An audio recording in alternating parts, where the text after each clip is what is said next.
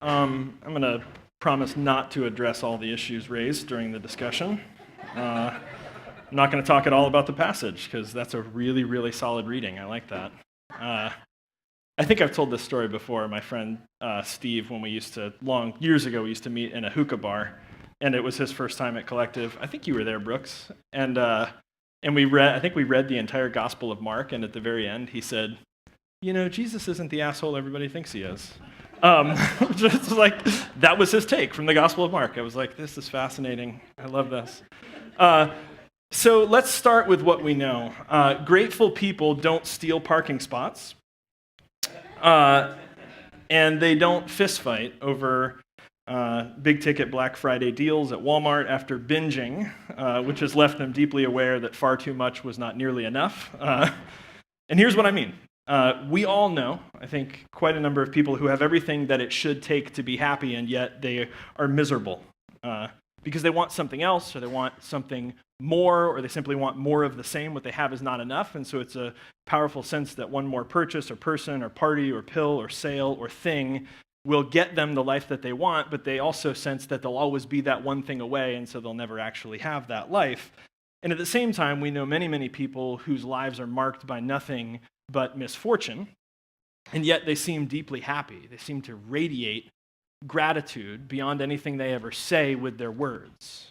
We are surprised by the gratitude of these kinds of people. So what do we mean by gratitude and gratefulness, and how does it work? And I want us to listen to our own experience, because I think this is actually pretty intuitive, and maybe we've just never put language to it. At the minimum, this is from a theory by a monk called David Stendhal-Rost. He's a Benedictine monk.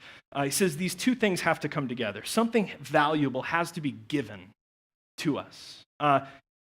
Has to be something valuable. It has to be subjectively valuable to you, meaning it has to matter to you. It doesn't matter if somebody else thinks it's valuable. If it matters to you, it's valuable. So something valuable, and it has to be given, meaning it's got to be a real gift. You didn't buy it, you didn't earn it, you didn't trade something for it, you didn't have to work for it.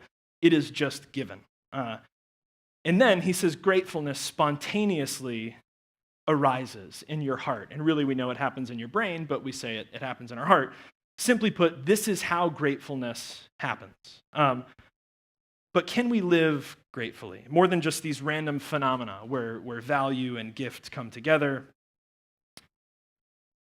Only by becoming aware that every moment is a gift. Every moment is a gift.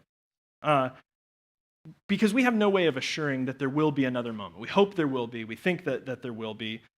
But like the miraculous accident of our lives, the fact that we're even here at all, every moment is a new gift. But this is a new gift over and over and over. This moment, and the next moment, and the moment after that. And so we can avail ourselves of this opportunity, or we can miss it. So we sort of talked about that a bit in the discussion. We can not reclaim a moment that's passed, and we can't yet take advantage of the opportunity of the next moment. All we have is this, the moment we're in. And if we avail ourselves of that opportunity, this can be a key to transformation, not just for ourselves, but for the world. If we think about what would happen with this room that's full, what would happen if we all lived gratefully? It could be really transformative. Now, I don't want to retread this because we've done gratitude actually twice this year, pretty in depth, but I think it has to be said because this week 305 of our brothers and sisters were killed and another 128 were injured in a terror attack on a mosque, a sanctuary, a house of worship. And because this year there have already been 55,000 deaths in the U.S. due to gun violence, and many more tragedies. And so we have to say when we talk about gratitude that we can't be grateful for violence and for war and for oppression and exploitation and the abuse of the power of men over women.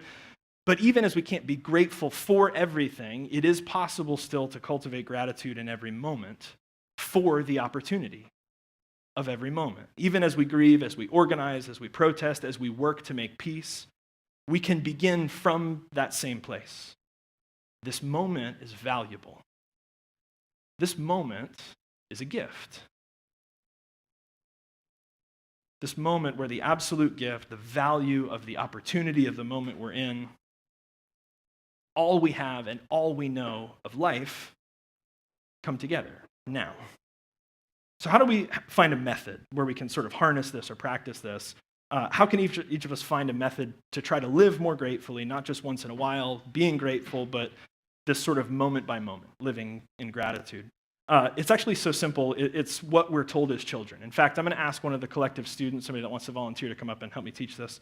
We're taught this as kids, and I've done this with both my kids. Actually, Junie, you want to come help me? Come on. Come on up front. She's already employed gainfully. Have Jess write that check to cash, please.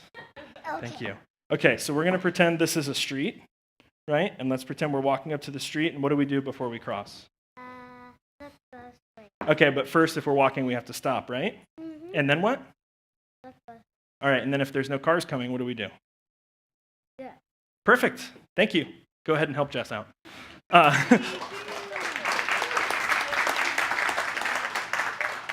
Totally unplanned. Stop, look, go. That's it. We learn this as kids, and we make things way more complex. Because how often do we actually stop? We rush through life, we don't stop, we miss the opportunities over and over and over, moment by moment, because we don't stop. So we have to learn first to pause, we have to get quiet, we have to build stop signs into our lives where we open our hearts to these opportunities because they invite us to do something. Not just to stop and not just to look, but then to go, to act on the gift, to act on the opportunity. And what we can do is whatever that moment offers, whatever life offers. So what we're going to do is take a break here and work through this. We're going to take about 5 minutes with the kids in the room before our kids take off, and the students will hang for a minute longer. And maybe this idea, maybe it's too sort of like mystical or wishy-washy to think about how to do this in the moment, like right now. No, not now. No, not now, because the moment keeps going. So let's start with reflection, because that's easier. Maybe just today, or maybe this week, stop. We're doing this now. Look, where were the moments of value and gift this week or today? What opportunities did you have, or do you have still? What sort of came up this week that's an opportunity?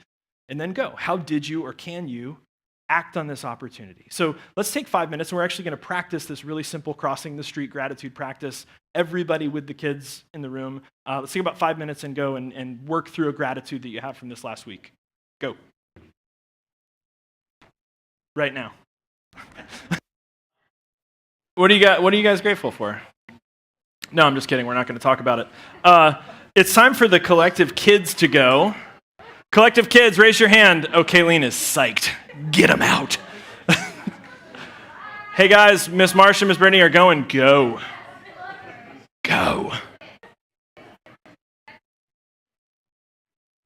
Thank you so much. Let's give the kids a hand for their contribution tonight.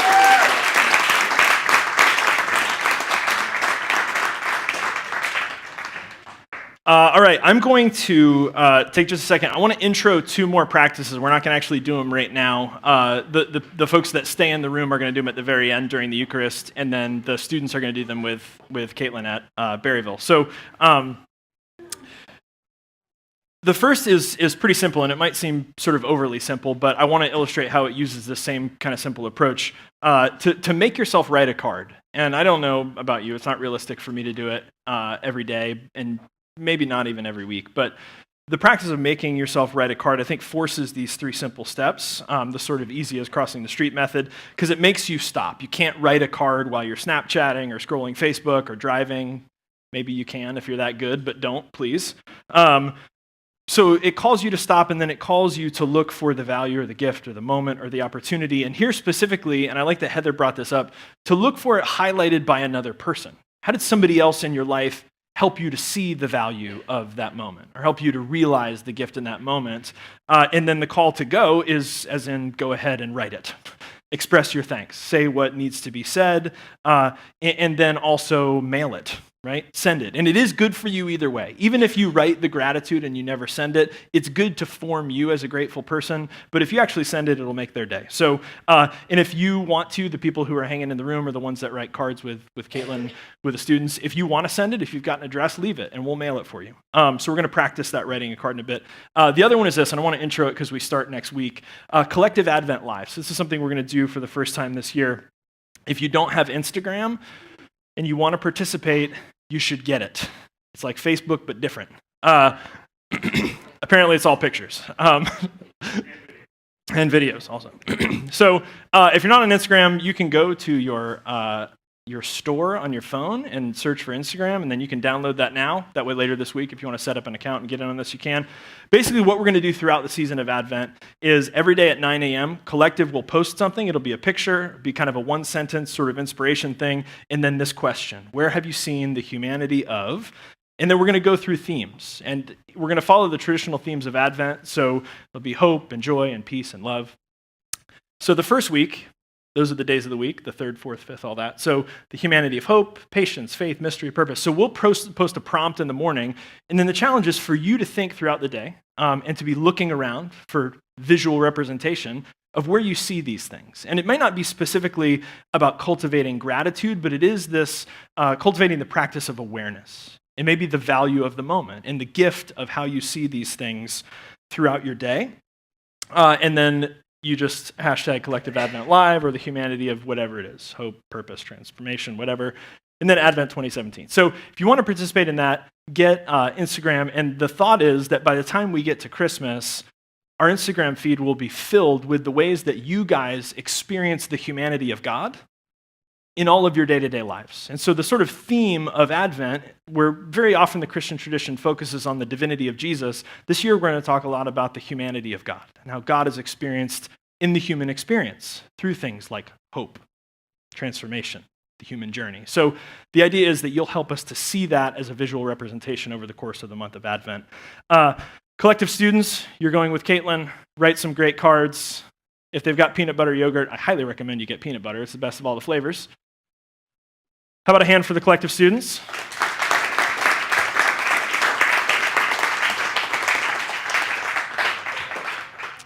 And just another reiteration of the fact that you are responsible for getting your kids at Berryville afterwards. They close real late, so they'll probably let them stay for a while, but eventually you should get them. All right, so I want to flesh this gratitude thing out just a little bit more, and then we're actually just going to continue to practice what we started with the kids and take some extended time for the Eucharist. And part of the reason this hit me is because it came about so naturally last week, which is amazing. You guys continue to astonish me. This is really a gift to get to do this. We sort of said, let's have a conversation and wrap up the Reform series, and we were sort of doing some recap of what we learned from Brian McLaren with that event. And what happened in the room is that everybody sort of naturally gravitated to sharing the things that you're grateful for from, I think John said, the United Methodist Church, to the way that this community cares for one another in crisis without someone having to organize it. It's this really natural caregiving instinct, to even the pledge drive. And it just kind of started bouncing back and forth, and there was this really neat energy of gratitude, not for collective, like an organization or institution, but for the way that this group of people embodies community with and for one another. And at first, I missed it, because at the end of the night, I was feeling really good, and I was like, man, we're really doing it. Like I'm doing the thing.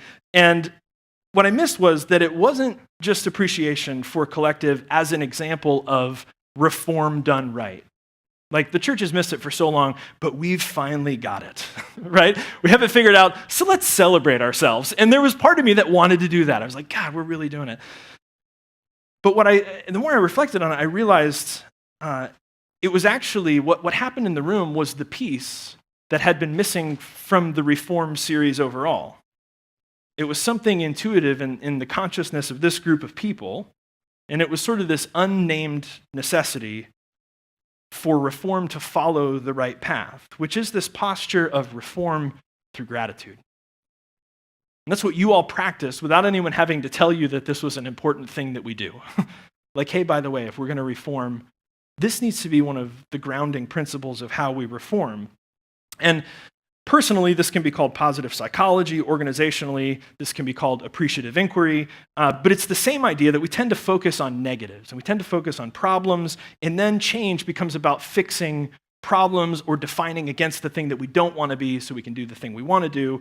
And this is called deficit-based change, which is pretty straightforward. And what happens is with deficit-based change, we tend to gravitate towards one of two postures.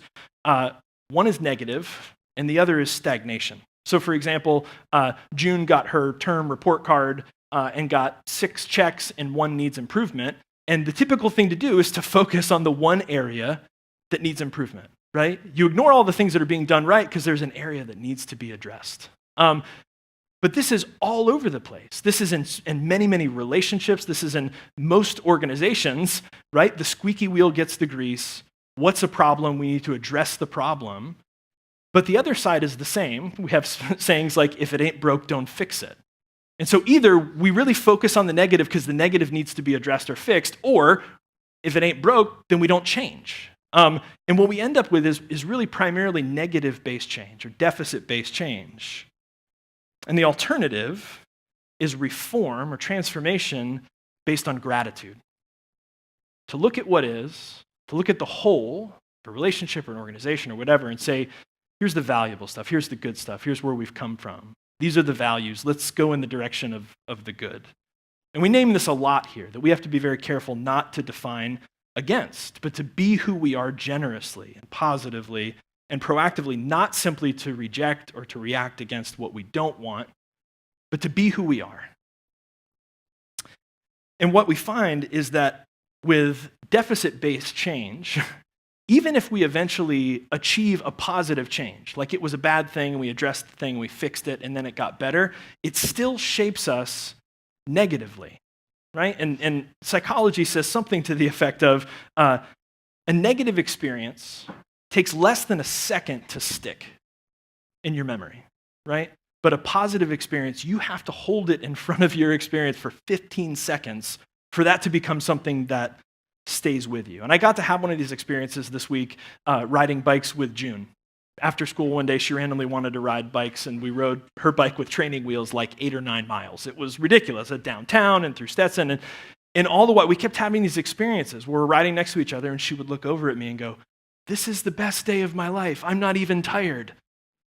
Right? And so these are now a part of me. I had this experience with her of gratitude long enough that it's changed me. It has shaped me. I think I said to Pete the day after, this was one of the best days of my life. This is something I can never unexperience or unbe. But there's so much negativity, and negativity sticks so much more easily. So how can we practice gratitude-based reform or change? How do we appreciatively reform spiritual community or our little piece of the Christian tradition, whatever it is that we're doing here, this experiment? And it comes back to the simplicity that even just beginning with something as rudimentary as crossing the street, this opportunity, the gift, the value, that little stop, look, and go.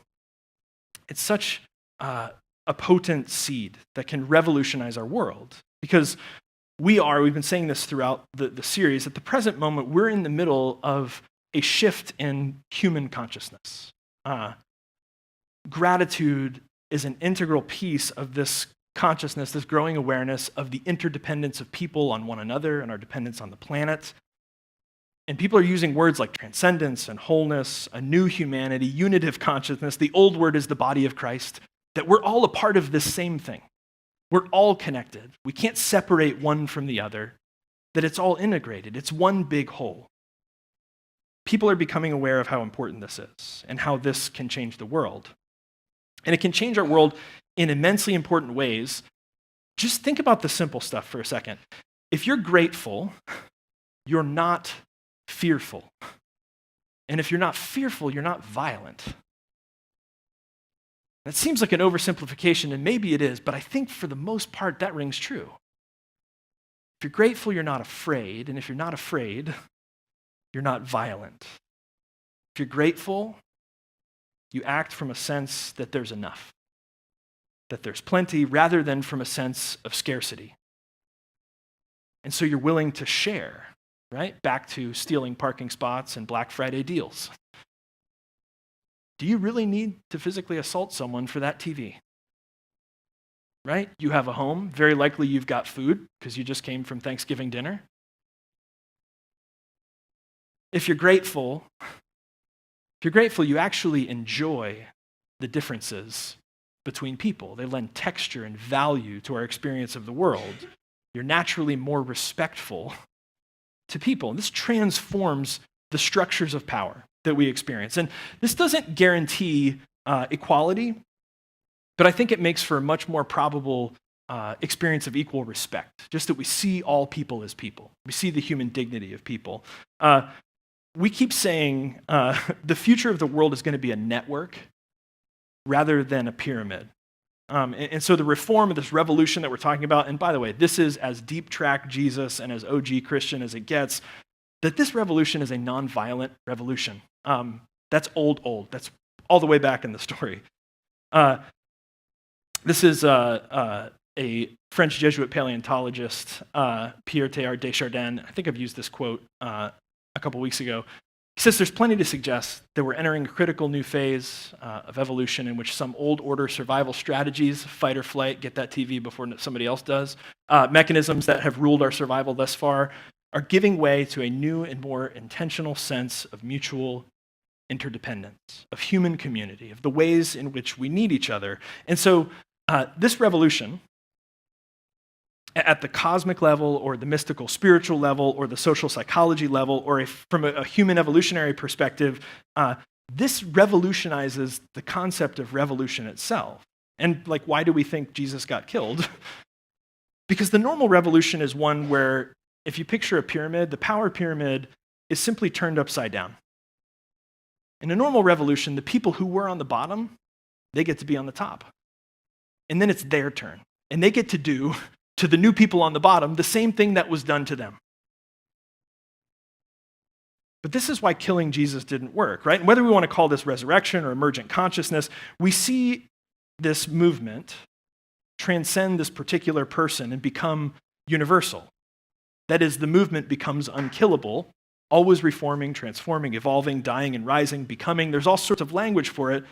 But what we're seeing and hoping for and building through these local communal practices of gratitude, relational communities of the common good, of positive regard, generosity and gratitude. In a pyramid, a power pyramid, everybody under the top of the pyramid believes the right things in order to conform to a top-down orthodoxy. And what we keep hearing, and maybe you've heard these through actual stories, or maybe you're hearing this through the research, is that it's no longer compelling, and in a lot of cases, it's killing us. But in an emerging network, we practice together. We try to live grateful lives together.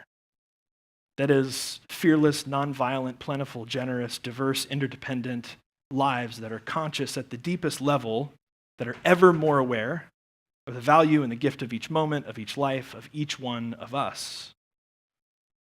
So I'm going to invite us to this table again in a second.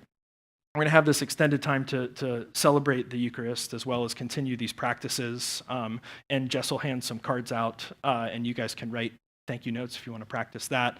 But I want to add a couple specific things to these practices that you can do as well. And this sort of hit me last week as well, because I left the room feeling really full because of what you shared about why this is important to you. If you're grateful for Collective, it would be helpful for our community to let others know what you've found here. And so we hear these in the pledge drive moments and through the stories that are told, and we've got YouTube videos and blog posts where people get to share it. So if you haven't, and you're moved to do so, maybe a simple gratitude practice could be writing a review of Collective on Facebook or Google+. For this reason, when people go looking for spiritual community, wouldn't it be amazing if the first thing they encountered when they found Collective was gratitude? That it wasn't defining against, it wasn't screw this, or forget about that, or this is how I was burned, or this is why I hate religion. But if the first thing people encountered when they encountered Collective in whatever form was gratitude. And then in addition to writing thank you cards, we said last week, and I think this is a Dallas Willard quote, that the mark of a successful religion in the 21st century will be the benefits that it brings to its non-adherents.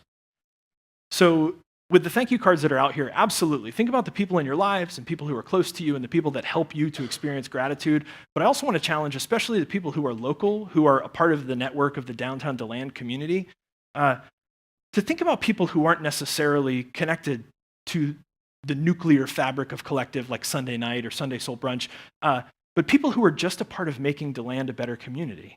Because that's a part of our better experience as a congregation, and maybe write a letter to a small business or a business owner or somebody on the city council, just to thank them, to share our gratitude for the opportunity we have as a community here to be a part of a bigger and better community in the city of DeLand. So share some of that gratitude with them. Some thoughts before Eucharist. Thich Nhat Hanh, Buddhist monk, says before every meal, the monk or nun recites the 5 contemplations. You can close your eyes with them if you want to. I'm going to kind of do this slowly as we think through this.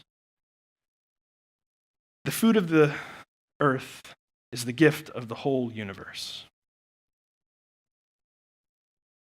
The earth, the sky, and much hard work. May we live in a way that is worthy of this food. May we transform our unskillful states of mind, especially that of greed. May we eat foods that nourish us and prevent illness. May we accept this food for the realization of the way of understanding and love. He goes on, in Christianity, when we celebrate the Eucharist, sharing the bread and the wine as the body of God. Maybe we could think of the network of God. We do it in the same spirit of piety and mindfulness, aware that we are alive, enjoying dwelling in this present moment. The message of Jesus during the Seder was clear. His disciples had been following him. They had the chance to look into his eyes and see him in person. But it seems they had not yet come into real contact with the marvelous reality of his being. So when Jesus broke the bread,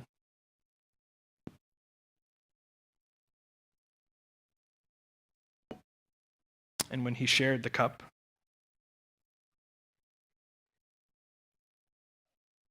he said, "This is my body.